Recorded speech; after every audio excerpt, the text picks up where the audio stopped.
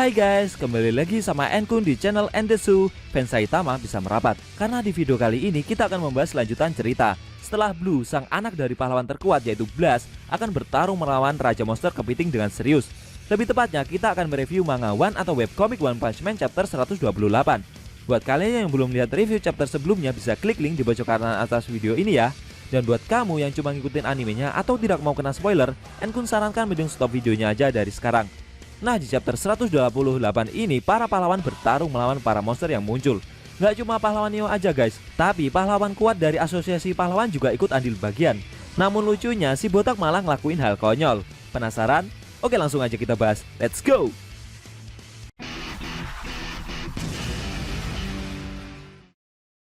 Pada awal scene, kita diperlihatkan Blue yang sedang bersiap menghadapi Raja Monster Kepiting yang telah berhasil mengalahkan semua pasukan Neo. Setelah itu, monster kepiting tersebut menyerang Blue dengan capitnya yang besar itu. Namun, dengan gerakan lincahnya, Blue malah maju, melompat dan berinisiatif melancarkan serangan dadakan. Dengan pukulan cepatnya, tepat mengenai wajah dari monster kepiting itu. Akan tetapi, serangan barusan belum melukai monster kepiting. Blue terkejut. Ternyata, kulit dari monster itu lebih keras dari yang dia kira. Secara mengejutkan, monster kepiting itu malah ganti yang memojokkan Blue dengan menjepitnya lewat capit raksasanya itu. Dalam benaknya, Blue mendapatkan pelajaran. Dia menyadari jika kekuatan monster dari level bejana iblis ternyata bisa sekuat ini. Namun dengan sigap, Blue melancarkan tebasan pisau listrik melalui tangan kirinya. Dan seketika capit kepiting tersebut terbelah. Blue juga menyadari dengan kekuatan monster sekuat ini, menurutnya pantas saja jika pahlawan dari asosiasi pahlawan bisa kewalahan menghadapi setiap monster yang muncul. Lalu Blue menjaga jarak dengan monster kepiting tersebut. Setelah itu Blue mengambil kuda-kuda mengepalkan tangan dan mengeluarkan kilatan listrik di sekitarnya. Lalu Blue mengeluarkan cahaya listrik dan menembakkannya ke arah si monster. Seketika monster kepiting tersebut hancur berkeping-keping. Setelah mengalahkan Raja Monster Kepiting itu, Blue langsung menyerang pasukan monster kepiting yang ada di belakangnya. Beberapa saat setelahnya, Blue melaporkan hasil pertarungannya kepada markas pusat pahlawan Neo. Mr. McCoy yang memantau Blue dari markas merespon laporan yang Blue sampaikan. Dia juga bertanya bagaimana perasaan Blue setelah bertarung melawan monster asli seperti barusan. Blue menjawab jika semua yang dia rasakan sama persis seperti saat latihan simulasi. Namun menurut Blue, monster dengan level bencana iblis punya faktor yang tak tertentu dan bisa menang 100%. Akan sangat penting untuk menjaga kewaspadaan. Blue meminta markas pusat untuk menginstruksikannya juga kepada para pahlawan lainnya untuk tidak lengah hanya karena mereka mengenakan baju tempur canggih. Karena itu semua tidak bisa dijadikan jaminan kemenangan. Tidak lama setelah itu, Blue mendengar suara gemuruh monster lain yang muncul tidak jauh dari lokasinya. Blue memberitahu Mr. McCoy jika dia masih memiliki kekuatan elektrik yang tersisa. Dia berencana akan pergi ke medan pertempuran selanjutnya. Selain itu, ada peringatan evakuasi dari kota L, di mana distrik bisnis telah rata dengan tanah karena sebuah ledakan. Sambil berlari menuju lokasi kejadian, Blue memberitahu Mr. McCoy kalau skala kehancuran ternyata jauh lebih besar. Setelah itu, Shin berpindah ke markas asosiasi pahlawan. Di sana, para staf elit sedang melakukan rapat. Para staf mengetahui kalau hari ini alarm evakuasi telah menyala di berbagai kota. Beruntung pelenyapan para monster yang muncul berjalan cepat. Namun menurut salah seorang staf memberitahu jika semua itu bisa terkondisikan berkat usaha dari pahlawan Neo, organisasi pahlawan yang baru saja dibentuk. Sedangkan asosiasi pahlawan di bawah mereka juga menggerakkan anggota, tapi mereka tidak bisa mendapatkan hasil maksimal. Staf asosiasi yang berkacamata mencoba membela jika pahlawan pro milik asosiasi tidaklah lemah. Mereka masih bisa melawan kebanyakan monster yang muncul di beberapa kota. Menurutnya, situasi mereka sekarang ini sangat sederhana.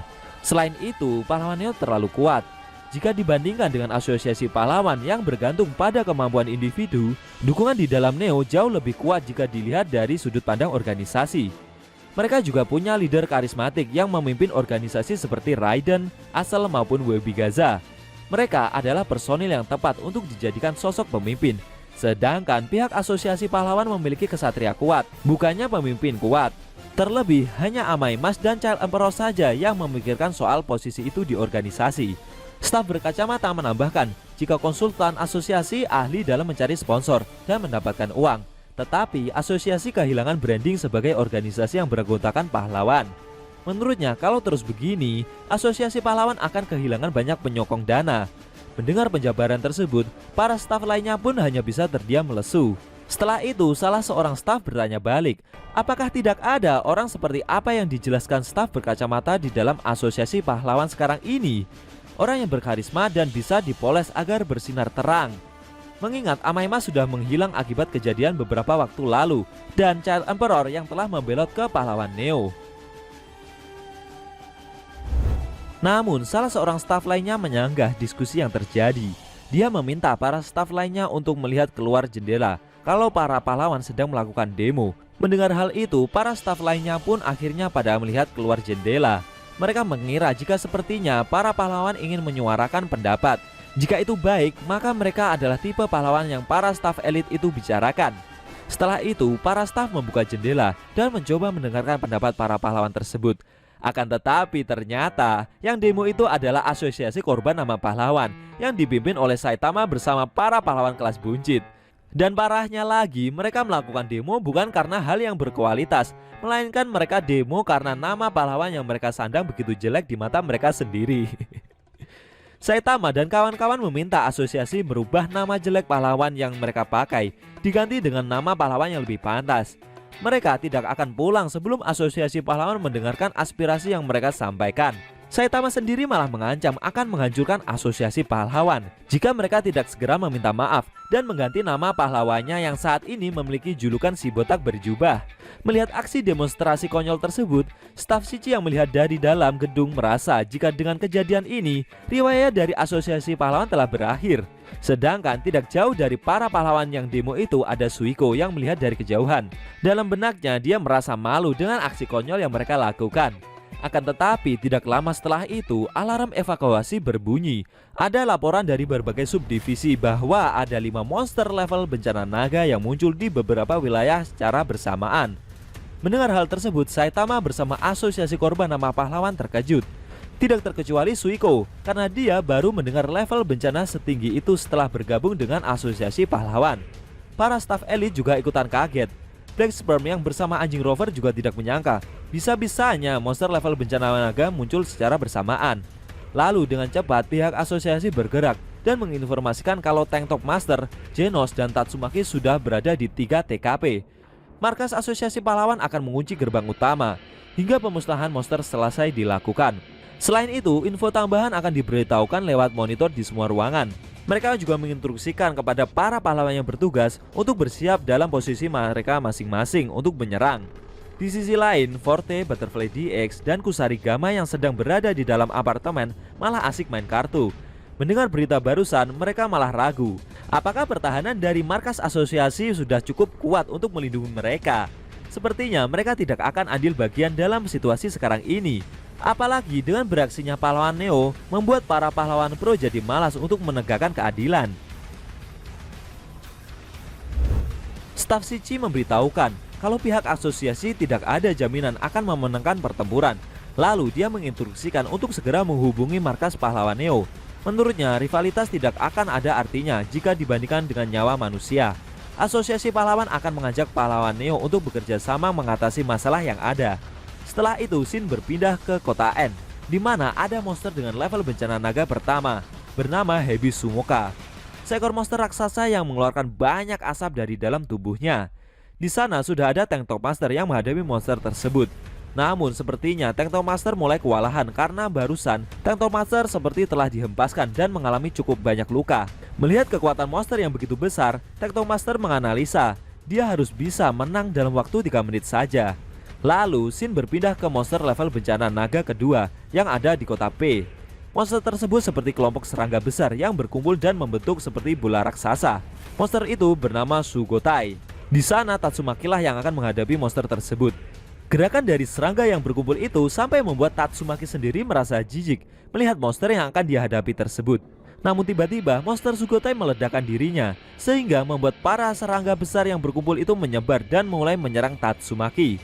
Setelah itu Shin kembali berpindah ke kota T, di mana monster level bencana naga ketiga muncul. Di sana sudah ada Genos yang akan menghadapi monster tersebut.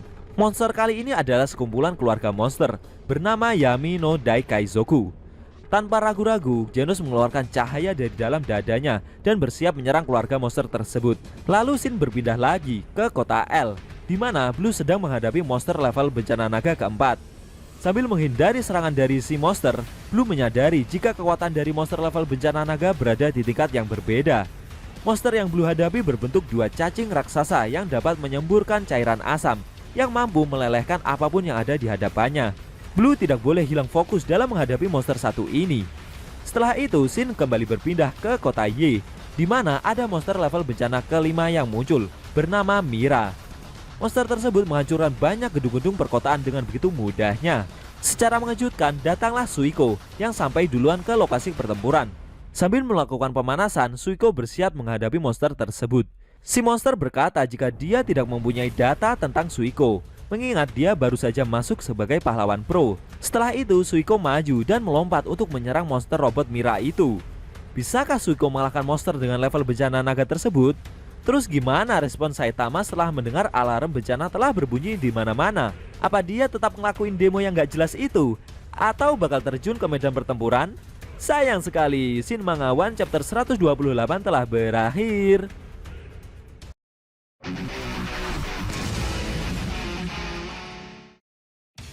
Nah, itu tadi review cerita Manga One chapter 128 yang ending scene-nya memperlihatkan Suiko yang dengan beraninya maju menyerang monster dengan level bencana naga.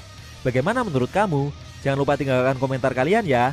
Klik subscribe lalu tekan loncengnya juga ya guys. Ingat tekan lonceng biar kalian selalu dapat notifikasi jika kita upload video terbaru.